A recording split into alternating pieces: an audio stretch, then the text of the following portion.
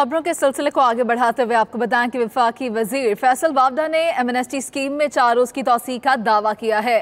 फैसल वावडा ने ट्वीट किया है कि असासे जाहिर करने की स्कीम में 4 रोज की तौसीह की जा रही है। मजीद लिखा कि बैंकों में रकम रखने की शर्त भी खत्म कर दी गई है। ताहम मुआविन खसूसी बराए इत्तलाआत फिरदौस आशिक अवान कहती हैं कि अभी एमनेस्टी स्कीम में तौसीह के बारे में कोई फैसला नहीं हुआ। वज़ीर आज़म की ज़ेर सदारत इजलास में कल फैसला होगा।